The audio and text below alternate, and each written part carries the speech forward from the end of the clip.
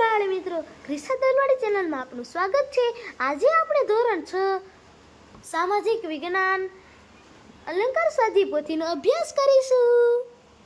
તેમાં પાઠ નંબર 1 પૃથ્વી પર સ્થાનોની સ્થિતિ.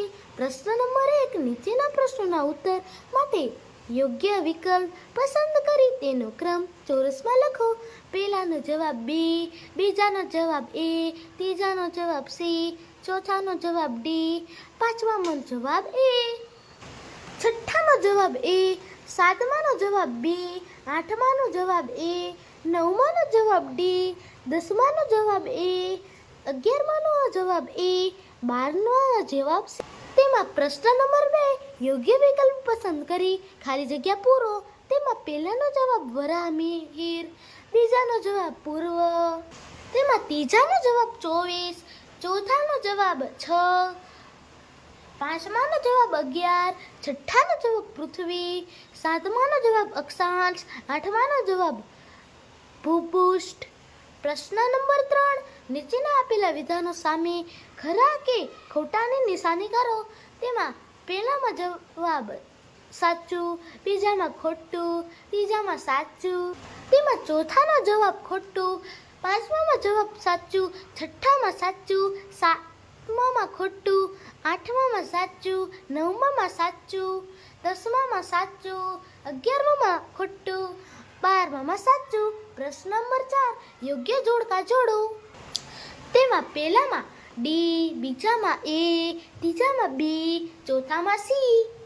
તેમાં બીજું જોડકું માં પહેલામાં બી, બીજામાં એ, ત્રીજામાં ડી, ચોથામાં ઈ. પ્રશ્ન નંબર 5 મને ઓળખી મારું નામ લખો. પહેલામાં જવાબ પ્રતીકો એટલે કે રૂઢ સંજ્ઞાઓ, બીજામાં રેખાંશ, ત્રીજામાં નકશો. પ્રશ્ન નંબર 6 નીચેના પ્રશ્નોના એક શબ્દમાં ઉત્તર લખો. પહેલાનો જવાબ રૂઢ સંજ્ઞા, બીજાનો જવાબ ડિગ્રીમાં, ત્રીજાનો જવાબ અક્ષાંશ અને રેખાંશ, ચોથાનો જવાબ નકશો, પાંચમાનો જવાબ નકશો. પ્રશ્ન નંબર 7 નીચેના પ્રશ્નોના 1-2 વાક્યમાં જવાબ લખો. તેમાં પહેલામાં જવાબ નકશાના 3 ઘટકો છે. પહેલું અંતર, બીજું દિશા અને ત્રીજું રૂઢ સંજ્ઞાઓ. બીજાનો જવાબ નકશો એટલે કોઈ પણ વિસ્તારનું પ્રતીકાત્મક નિરૂપણ અથવા ચિત્ર જેમાં મોટા વિસ્તાર ધરાવતા પ્રદેશની ઘણી બધી વિગતોને સમાવી શકાય છે. તેમાંથી નકશાનો ઉપયોગ કરનારાઓ નકશાને બરાબર સમજી શકે અને નકશાને સરળ બનાવવા માટે નકશામાં ચોક્કસ રૂઢ સંજ્ઞાઓનો ઉપયોગ કરે છે. તેમાં ચોથાનો જવાબ ભારતના નકશા બનાવવાનું કાર્ય ઓફ ઇન્ડિયા નામની સંસ્કારી સંસ્થા કરે છે. તેમાં પાંચમાનો જવાબ પૃથ્વીનો નકશો થોડો મુશ્કેલ છે કારણ કે પૃથ્વી સપાટ નથી, તે લગભગ ગોળાકાર છે. છઠ્ઠાનો જવાબ પૃથ્વીનો ગોળો સામાન્ય રીતે ધાતુ, પ્લાસ્ટિક તથા અથવા કાર્ડબોર્ડમાંથી બનાવવામાં આવે છે. સાતમાનો જવાબ 4 મુખ્ય સંજ્ઞાઓ, પહેલી ઉત્તર, બીજું દક્ષિણ, ત્રીજી પૂર્વ અને ચોથું પશ્ચિમ મધ્યવર્તી દિશાઓ. પહેલું ઈશાન, બીજું અગ્નિ, ત્રીજું નૈઋત્ય અને ચોથું વાયવ્ય છે. આઠમાનો જવાબ નકશામાં જુદી જુદી પ્રાકૃતિક અને સાંસ્કૃતિક વિગતો દર્શાવવા માટે વિશિષ્ટ ચિહ્નો વપરાય છે. આવા ચિહ્નોને રૂઢ સંજ્ઞાઓ એટલે કે પ્રતીકો કહે છે. નવમાનો જવાબ અક્ષાંશ અને આબોહવા વચ્ચે એક સંબંધ છે. ભૂમધ્ય રેખાના ચારે બાજુની આબોહવા સામાન્ય રીતે ગરમ હોય છે, જેને ઉષ્ણ પણ કહેવામાં આવે છે. દસમાનો જવાબ આર્યભટ્ટે પૃથ્વી વિશે કહ્યું હતું કે પૃથ્વી અવકાશમાં સ્થિત છે, પાણી, ભૂમિ, અગ્નિ અને વાયુથી બનેલી છે અને તે ગોળાકાર છે. તે તમામ પાર્થિવ અને જળચર જીવોથી ઘેરાયેલું છે. 11મો જવાબ પૃથ્વીની સપાટી પરના કોઈ પણ સ્થળને જો સીધી રેખાથી પૃથ્વીના કેન્દ્ર સાથે જોડવામાં આવે તો એ રેખાથી વિષુવવૃત્તીય કાલ્પનિક સપાટી સાથે કેન્દ્ર અક્ષાંશ કહેવાય છે. 12માનો જવાબ, પૃથ્વીની સપાટી પરના કોઈ પણ સ્થળને જો સીધી રેખાથી પૃથ્વીની ધરી સાથે કાટખૂણે જોડી દઈએ તો તે રેખાથી મૂળ રેખા વૃત્તની સપાટી સાથે ધરી આગળ જેટલા અંશનો ખૂણો બનાવે તેટલો તે સ્થળ અક્ષાંશ કહેવાય. 13માનો જવાબ, વિષુવવૃત્ત 0 અંશ અક્ષાંશ પર આવેલું સૌથી મોટું અક્ષાંશ વૃત્ત છે. તે પૃથ્વીના ગોળાને 2 સરખા ભાગમાં વિભાજિત કરતી એક કલ્પિત રેખા છે. 14માનો જવાબ, દિશા અંતર રૂઢ સંજ્ઞાઓ અને જુદા જુદા રંગોનો ઉપયોગ કરીને નકશા બનાવવામાં આવે છે. પ્રશ્ન નંબર 8, નીચેના પારિભાષિક શબ્દોની સંકલ્પના પહેલાનો જવાબ, પૃથ્વીના ગોળા પર દોરેલી આડી કાલ્પનિક રેખાઓને અક્ષાંશ વૃત્ત કહેવામાં આવે છે. બીજાનો જવાબ, પૃથ્વીના ગોળા પર દોરેલી ઊભી કાલ્પનિક રેખાઓને રેખાંશ વૃત્ત કહેવાય છે. ત્રીજાનો જવાબ, નકશામાં જુદી જુદી પ્રાકૃતિક અને સાંસ્કૃતિક વિગતો દર્શાવવા માટે વિશિષ્ટ ચિહ્નો વપરાય છે. દર્શાવવા માટે આવી રેખા વપરાય છે. આવા ચિહ્નોને રૂઢ સંજ્ઞાઓ કહે છે. પ્રશ્ન નંબર 9, યોગ્ય કારણ આપો. પહેલાનો જવાબ, આંતરરાષ્ટ્રીય દિનાંતર રેખા પેસિફિક મહાસાગર પરથી પસાર થાય છે. આ મહાસાગરમાં કેટલાક ટાપુઓ છે. એ ટાપુઓનો કેટલોક ભાગ 180 રેખાંશ વૃત્તની પૂર્વમાં અને કેટલોક ભાગ પશ્ચિમમાં છે.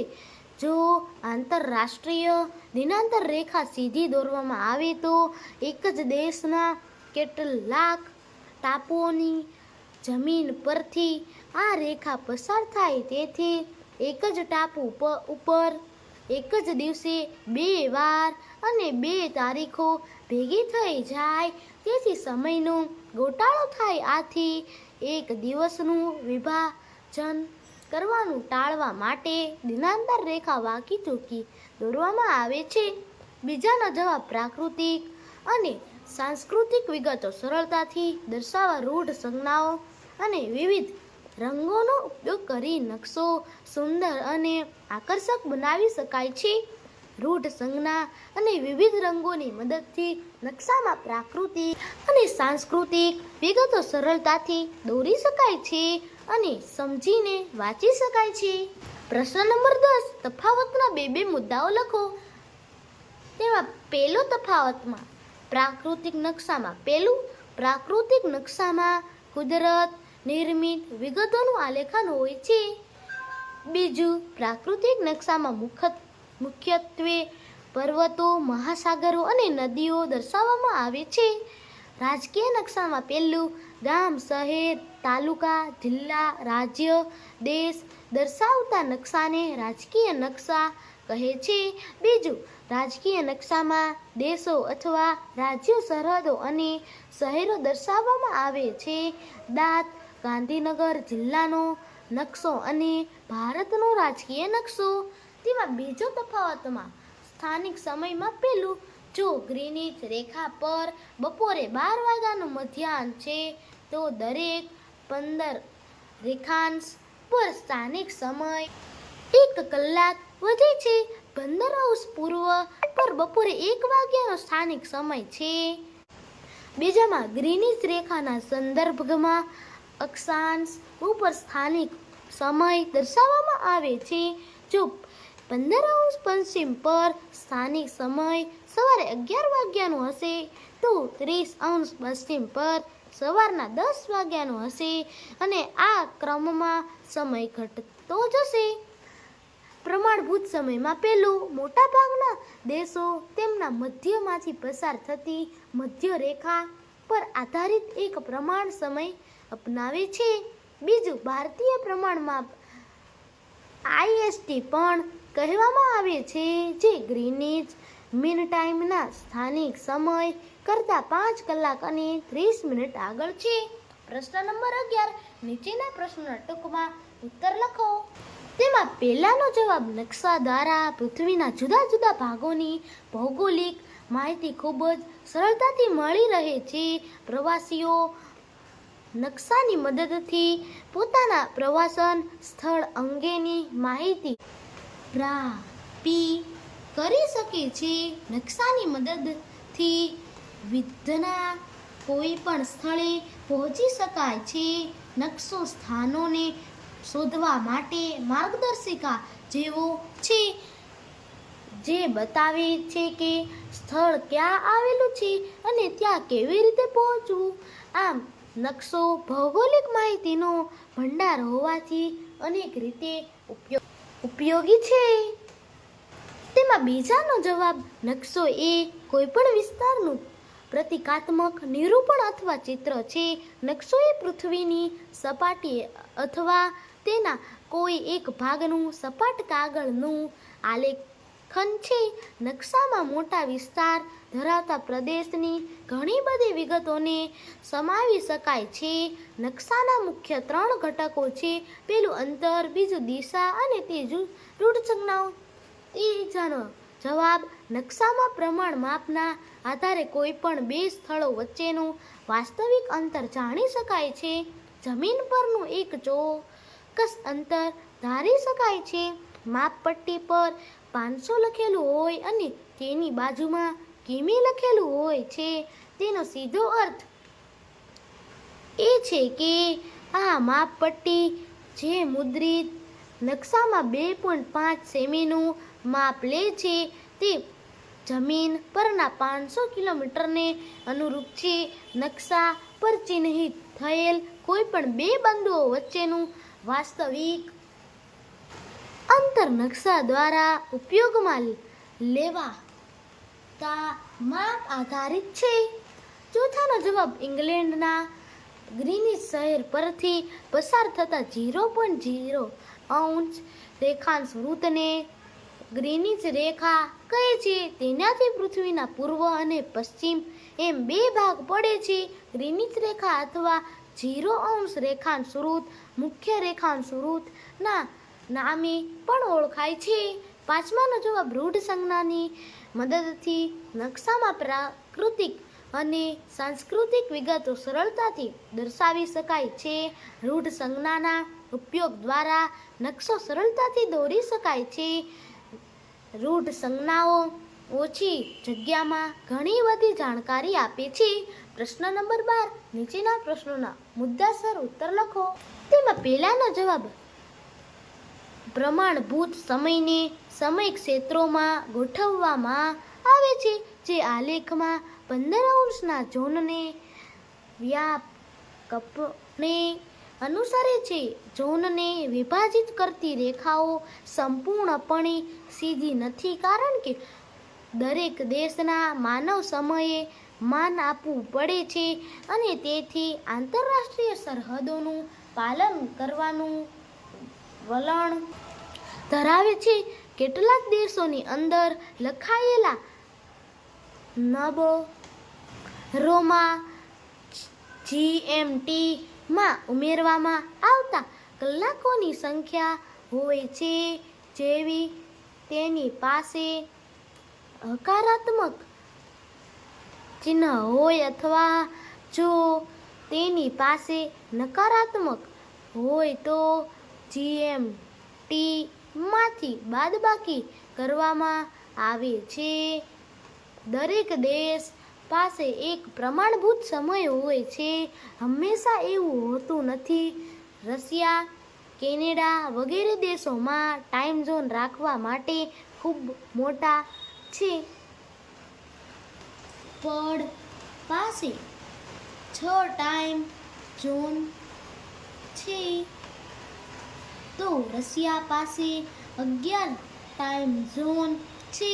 કેટલાક દેશો માટે GMTના સંદર્ભમાં પ્રમાણભૂત સમય દર્શાવે છે, જ્યારે ટાઈમ મેરિડિયનને ગ્રીનવિચ ખાતે સ્થિર કરવામાં આવ્યું હતું, ત્યારે તેની વિરુદ્ધ રેખા આશરે 180 રેખાંશ પર આંતરરાષ્ટ્રીય તારીખ રેખાંશ તરીકે ઓળખાય છે.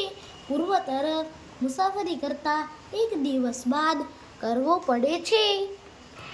તેમાં બીજાનો જવાબ ભારત ઉત્તર પૂર્વ ગોળાર્ધમાં એશિયા ખંડના દક્ષિણ ભાગના લગભગ મધ્ય સ્થાને આવેલો દેશ છે. ભારતનું અક્ષાંશ આશરે 8° ઉત્તર અને 37° ઉત્તર અક્ષાંશ વૃત્તોની વચ્ચે આવેલો છે. ભારતનો પશ્ચિમ છેડો લગભગ 68° પૂર્વ રેખાંશ વૃત્ત પર અને પૂર્વ છેડો 97° પૂર્વ રેખાંશ વૃત્ત પર આવે છે. ભારતની લગભગ મધ્યમાંથી કર્કવૃત્ત પસાર થાય છે. ભારતના પ્રમાણ સમય ગણવામાં આવે છે. તેમાં ત્રીજાનો જવાબ પૃથ્વીના ગોળાને પુનઃ પશ્ચિમથી પૂર્વ તરફ ફેરવવો તે જ રીતે આપણી પૃથ્વી પોતાની ધરી પર ફરે છે અને પ્રત્યેક 24 કલાકમાં ચક્કર પૂરું કરે છે. એક ચક્કર 360° છે.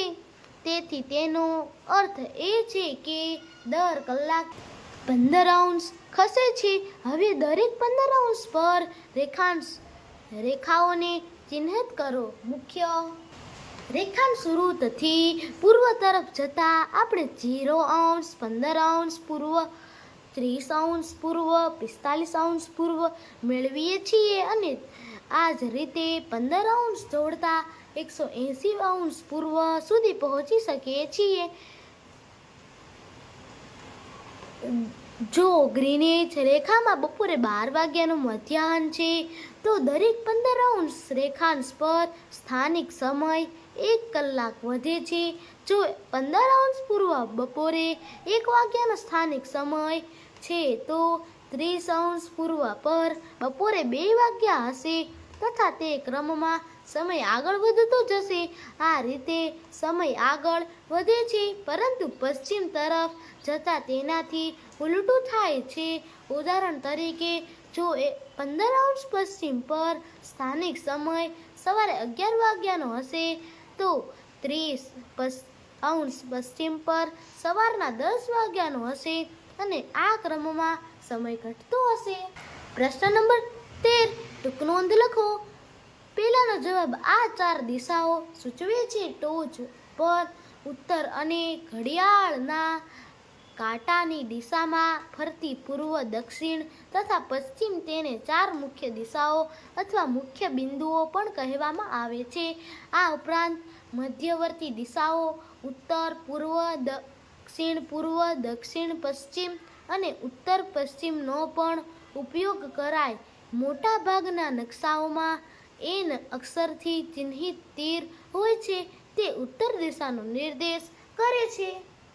તેમાં બીજાનો જવાબ નકશાનું બીજું એક મહત્વ ઘટક છે. આપણા નકશામાં વાસ્તવિક ઇમારતો અને કેટલાક અન્ય ઘટકો નાના ચિત્રો છે પરંતુ મોટા શહેર અથવા દેશના નકશા પર આ બધાને દર્શાવવા માટે પૂરતી જગ્યા ન હોય. તેના બદલે આ આકારોને દોરવા માટે રૂઢ સંજ્ઞાઓનો ઉપયોગ કરવામાં આવે છે. ઉદાહરણ તરીકે વિવિધ પ્રકારની ઇમારતો, માર્ગો, રેલવે લાઇન અને નદી, તળાવ અથવા જંગલ માટેની રૂઢ સંજ્ઞાઓ આ રીતે નકશામાં પર ઉપલબ્ધ મર્યાદિત જગ્યામાં ઘણી વિગતો દર્શાવી શકાય છે. વિવિધ વપરાશકર્તાઓ નકશાને વધુ સરળતાથી સમજે માટે નકશા નિર્માતાઓ ચોક્કસ રૂઢ સંજ્ઞાઓ ઉપયોગ કરે છે. ત્રીજું, હવે કલ્પના કરો કે તમે પૃથ્વીના ગોળા પર સંભવિત સૌથી ટૂંકી રેખા પર ઉત્તર ધ્રુવથી દક્ષિણ ધ્રુવ મુસાફરી કરી રહ્યા છો. તમે જોશો કે યુરોપ અને આફ્રિકામાંથી પસાર થવાને બદલે તમે એશિયામાંથી પણ જઈ શકો છો અને તેનું અંતર સમાન હશે. આ રેખાઓને રેખાંશની મધ્યવર્તી રેખાઓ કહેવામાં આવે છે. આ અર્ધવર્તુળો છે જે એક ધ્રુવથી બીજા ધ્રુવ પર જાય છે.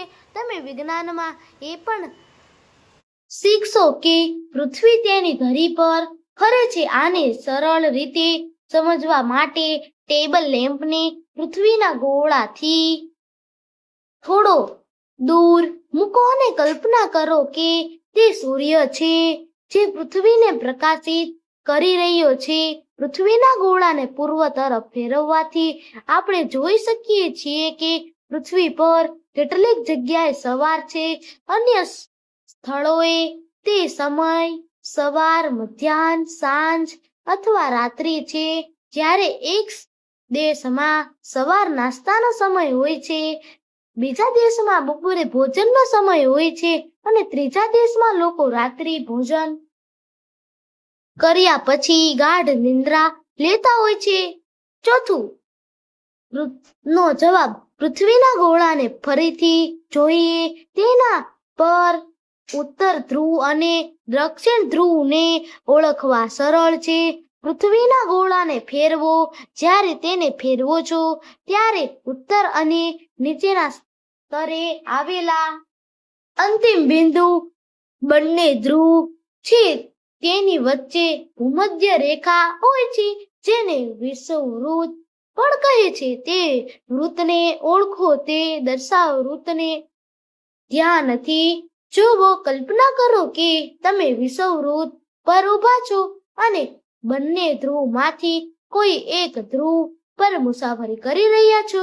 આવું કરતી વખતે ભૂમધ્ય રેખાથી તમારું અંતર વધતું જશે. અક્ષાંશ ભૂમધ્ય રેખાથી આ અંતર માપે છે. તમે આ મુસાફરીના કોઈ પણ બિંદુ પર એક કલ્પિત રેખા દોરી શકો છો જે ભૂમધ્ય રેખાના સમાંતર પૂર્વથી પશ્ચિમ તરફ જાય છે. આ પ્રકારની રેખાને અક્ષાંશ કહેવામાં આવે છે. બધા વિષયના ચેપ્ટરના વિડીયો જોવા માટે મારા નિયમિત વિડીયો જોતા રહેજો અને બીજા મિત્રોને શેર કરજો, તેથી તે પણ અલંકાર સ્વાધ્યાય પોથીનો વિડીયો જોઈ શકે. અને લાઈક, શેર, સબસ્ક્રાઇબ કરવા ના ભૂલશો. Bye bye.